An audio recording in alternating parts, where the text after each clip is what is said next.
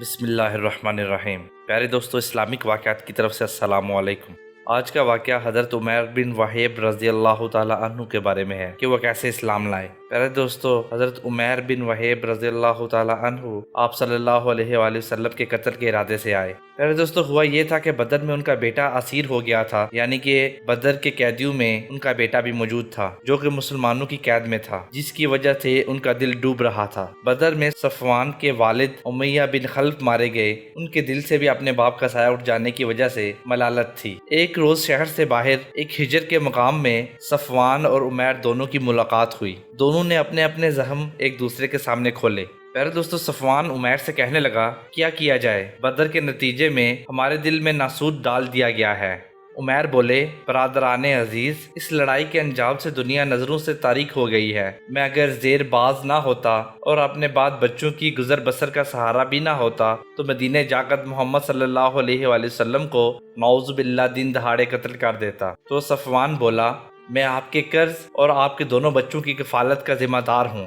آپ بے فکر ہو کر مدینہ جائیں، میں یہاں آپ کے فرزند کی ذمہ داری اٹھاتا ہوں۔ تو حضرت عمیر رضی اللہ تعالی عنہ صفوان کی اجازت سے سواری اور زندہ کا انتظام کرنے کے لیے گئے اور تلوار لے کر مدینہ کی طرف روانہ ہوئے۔ پیارے دوستو، دوسری طرف آپ صلی اللہ علیہ وآلہ وسلم مسجد نبوی میں بیٹھے ہوئے تھے۔ عمیر کے دل میں کسی قسم کا ڈر نہ تھا، صرف اپنے لخت جگر کی اسیر یعنی کہ لخت جگر جو کہ قید میں تھا، اس کا خیال ان کے ذہن میں تھا، جس کو سوچتے سوچتے وہ بے ڈر و بے دریغ آپ صلی اللہ علیہ وآلہ وسلم کی طرف اپنی گلے میں تلوار لٹکائے بڑھنے لگے۔ جب حضرت عمر رضی اللہ تعالی عنہ نے دیکھا تو عمیر کے چہرے سے شرارت ٹپک رہی تھی۔ تو حضرت عمر رضی اللہ تعالی عنہ رسول اللہ صلی اللہ علیہ وآلہ وسلم کی خدمت میں حاضر ہوئے اور عرض کیا، یا رسول اللہ صلی اللہ علیہ وآلہ وسلم، عمیر حاضری کی اجازت پر مصر ہے، مگر شرارت اس کے بشر سے ٹپک رہی ہے۔ تو آپ صلی اللہ علیہ وآلہ وسلم نے فرمایا، اسے مت روکو، اسے آنے دو۔ عمر رضی اللہ تعالی عنہ نے مسلمانوں سے نگرانی کا اشارہ کرتے ہوئے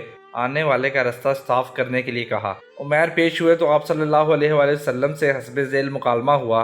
عمیر بولے، صبح کا سلام پیش کرتا ہوں۔ رسول اللہ صلی اللہ علیہ وآلہ وسلم نے فرمایا، اللہ نے مجھے آپ کے اس تحفے سے بے نیاز فرما کر اہل جنت کے ہدیہ سے سرفراز فرمایا ہے، جس کا اظہار السلام علیکم سے ہوتا ہے۔ عمیر بولے، اس تحفے سے تو آپ حال میں ہی فیض یاب ہوئے ہیں، اب تک ہمارے ہی مروجہ طریقے سے اسلام پیرا تھے۔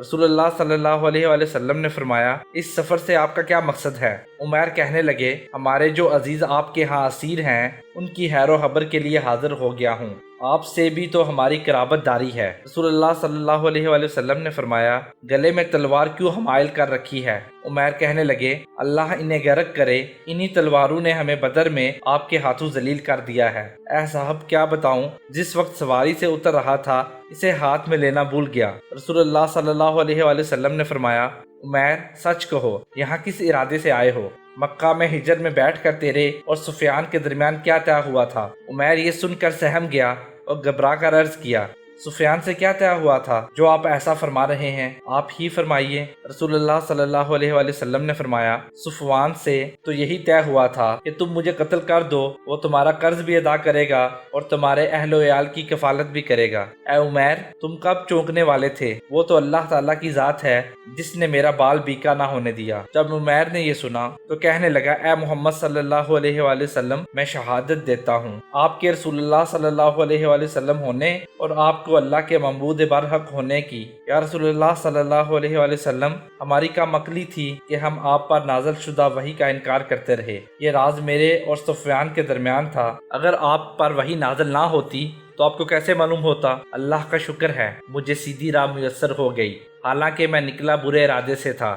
رسول اللہ صلی اللہ علیہ وآلہ وسلم کے تمام حاشیہ نشین اس گفتگو سے بے حد متاثر ہوئے۔ رسول اللہ صلی اللہ علیہ وآلہ وسلم نے عمیر رضی اللہ تعالی عنہ سے فرمایا، آپ ابھی یہیں قیام کریں۔ صحابہ کرام کو حکم دیا کہ ان کا قیدی رہا کر دیا جائے اور عمیر رضی اللہ تعالی عنہ کو تھوڑی بہت قرآن کی تعلیم بھی دی جائے۔ عمیر رضی اللہ تعالی عنہ بے سود واپس مصر ہوئے کہ یا رسول اللہ صلی اللہ علیہ وآلہ وسلم، مکے میں تبلیغ کی اجازت فرمائیے۔ آپ صلی اللہ علیہ وآلہ وسلم نے باہوشی اجازت بخش دی۔ پیارے دوستو، قتل کے ارادے سے آنے والا کس طرح مسلمان بن کر لوٹا۔ پیارے دوستو، اگر حضرت عمیر رضی اللہ تعالی عنہ اپنی جاہلیت پر ڈٹا رہتا اور اپنے اس برے ارادے سے باز نہ آتا تو خود بھی کفر میں مر جاتا اور اپنے بیٹے کو بھی نہ چھڑاتا، لیکن اسلام ہی کی برکت تھی، جان بھی محفوظ، بیٹا بھی قید سے آزاد اور ایمان بھی نصیب ہوا۔ میرے نئے آنے والے دوستوں سے گزارش ہے کہ ہمارے چینل اسلامک واقعات کو سبسکرائب کریں اور ساتھ موجود گھنٹی کے بٹن کو دبائیں تاکہ کوئی بھی نئے آنے والی ویڈیو سب سے پہلے آپ کو ملے۔ اپنا خیال رکھیے گا۔ اللہ نگہبان۔ السلام علیکم۔